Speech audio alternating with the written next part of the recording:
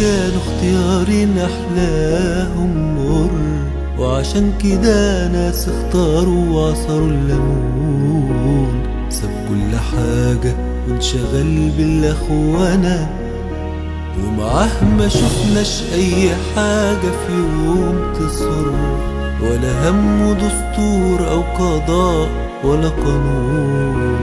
وكشفنا كدبه في قد إيه في يدوب سنة. وللأسف كانوا اختيارين أحلاهم مر، وعشان كده ناس اختاروا وعصروا الليمون.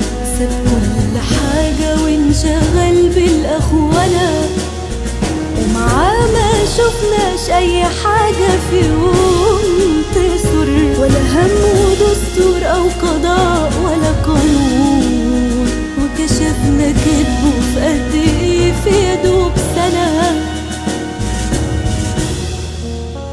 الشعب كله في الميادين وفي الشوارع يهتفوا ارحلوا كنا بالملايين. مهما يحاولوا يزيفوا قدمنا انه مع انصار.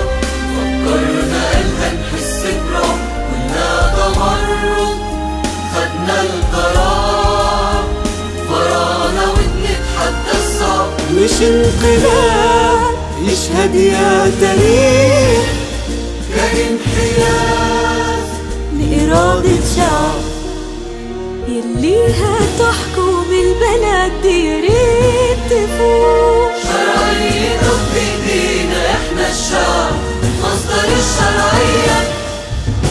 انت تحت واحنا فوق، ليها تحكم البلد ياريت تفوق. الراعي تغيير وده سهل وصعب تغيير الرعية. زي ما قال الفاروق الشعب كله في الميادين وفي الشوارع يهتفوا ارحلوا كنا بالملايين. مهما يحاولوا يزيفوا قدمنا انه مع انصار. فكرنا هنحس برعب قلنا تمرد، خدنا القرار ورانا وبنتحدى الصعب. مش انقلاب يشهد يا تاريخ، كان انحياز لإرادة شعب.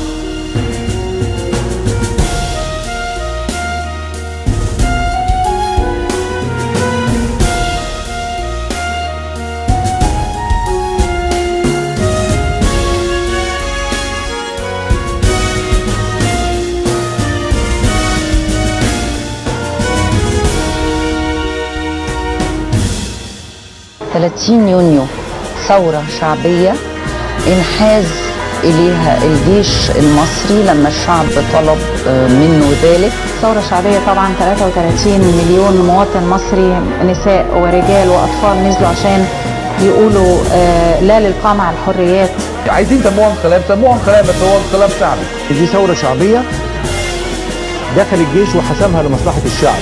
ثورة شارك فيها أكبر حشد حصل متهيألي في العالم كله مش في مصر بس. ثورة شعبية بدون شك. 30 يونيو ثورة شعبية عظيمة غير مسبوقة في التاريخ ولا صلة لها بالانقلاب العسكري.